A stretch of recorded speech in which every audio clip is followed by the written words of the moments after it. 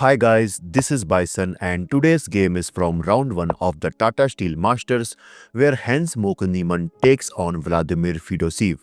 It's a really instructive game where white slowly builds the pressure, puts black into a tough position, and in the end Hans completely destroyed Fedoseev in just 16 moves. So make sure to watch till the end, it will literally blow your mind. Okay, so basically this game starts with the Petrov Defense, d4 by white taking the center, and now comes d5 so that he can defend this knight.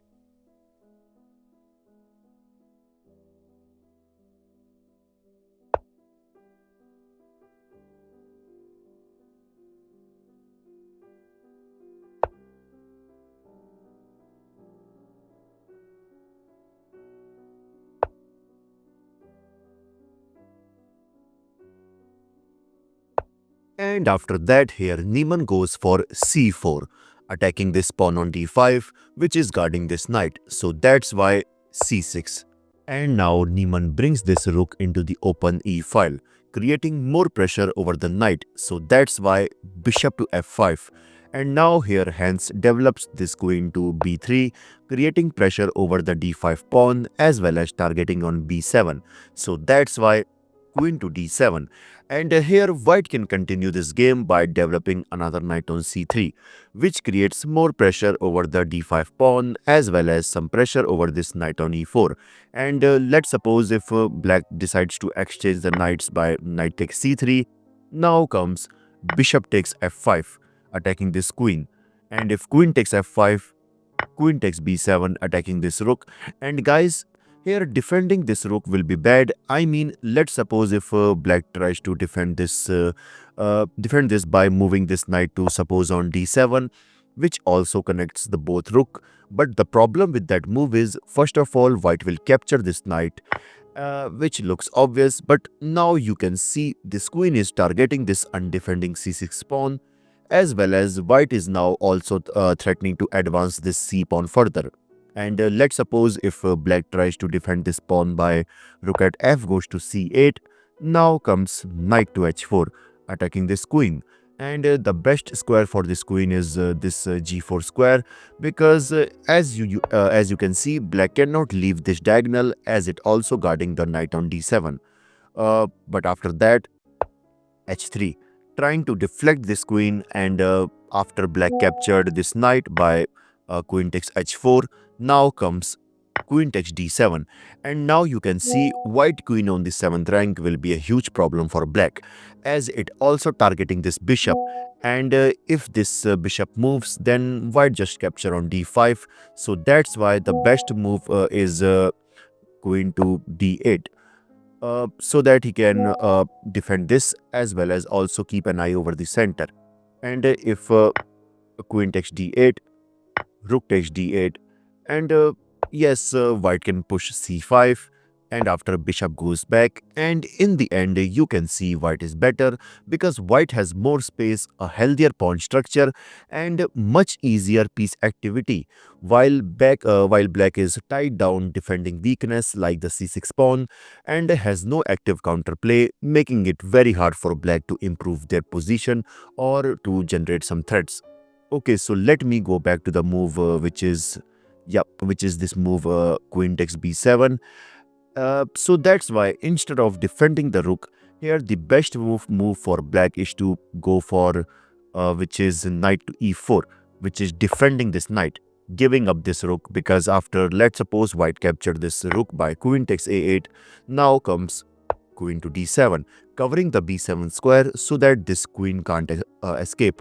And to free this queen, let's suppose if white decides to exchange in the center, like takes, c takes d5, and since in the next move black is going to trap this queen, so that's why the only option for white is to sacrifice the rook by rook takes e4, because after let's suppose knight to c6, uh, now comes queen takes f8 check, king takes f8, and finally rook to e2. And now white has two rooks and a minor piece against the queen. Uh, uh, and this game is, you can see, will be equal for both. Okay, so in the actual game, after the move queen to d7, here Hans goes for c5, attacking this bishop. So that's why he goes for bishop to c7. And why not bishop to e7? This is because of the threat of knight to e5, which centralizes this knight as well as attacks the queen. So that's why this bishop is important in this diagonal, so that white can't place this knight on e5. And now knight to c3. And guys, there is a line for black which starts with the knight takes c5, which attacks this queen. And if bishop takes f5, simply knight takes b3, bishop takes d7, knight takes a1, and since this bishop is attacked, so that's why bishop to f5, which also covers this square so that this knight can't escape. And in the next move, white is going to develop this bishop and then simply rook takes a1. But in the actual game, after knight to c3, here Fedoseev goes for rook to e8, adding an extra defense to this knight. Okay, so bishop to e3. Here basically Hans develops his dark square bishop, connecting the rooks, and now you can see white has a space advantage, and uh, now you can see black is solid but has a slightly passive position. And now the move h6 might be better so that he can stop white pieces from coming to g5, but instead he goes for, maybe he is worried about the move knight to h4. Okay, so g3, and guys, that's a good move. Basically, creating the g2 square for this king so that he can prevent any back rank mate in the future. And this move also stops any possibility of sacrificing the bishop with the bishop takes h2, which we normally see in the chess games. And as you can see, now white is threatening to capture on b7, so it's better for black to just push this pawn to b6. But instead, he goes for knight takes c5. And basically, after takes, he basically sacrifices the knight for the c5 pawn because he expects to regain the piece and emerge with a healthy position. But basically after bishop takes d3, he basically calculated like, I take on c5, then he takes back with his d pawn, I takes the bishop on d3, and I have traded a knight for a bishop, destroyed his pawn structure and freed my game. But guys, he forgets that now white has this move which is queen takes b7. And basically in this position where Fedoseev thought for about 30 minutes, and then he decided to just resign the game.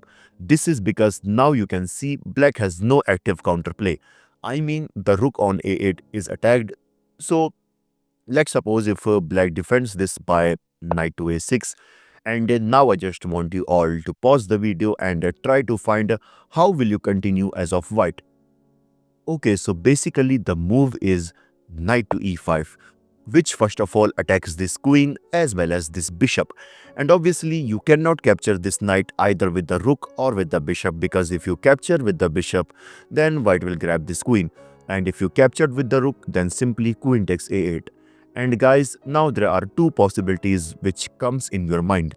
I mean, the first possibility is to simply bring this queen to f5, because if white grabs this bishop by knight takes d3, now comes simply queen takes d3, and you can see here black also successfully defends this knight. But guys, after queen takes c6, and you can see white is creating multiple threats like knight takes d5 as well as rook to d1, which obviously targets this queen, and you can see white is winning. And another move which can be played after the move knight to e5, which is rook at e goes to b8, counter-attacking the white queen. And let's suppose if queen takes b8 check, knight takes b8, knight takes d7, knight takes d7, bishop to d4. And again you can see white is better because the pawn on c5 cramps the black position, fixes the weakness on c6 and d5, and gives white clear targets, while black pieces are tied up and awkwardly placed with no active counterplay. On the top of that, White is simply a rook up, and white controls more space, has clear plans, and can improve pieces easily, while black is stuck defending. Like this video, and I will see you in the next one. This is your host Bison signing off. Bye bye.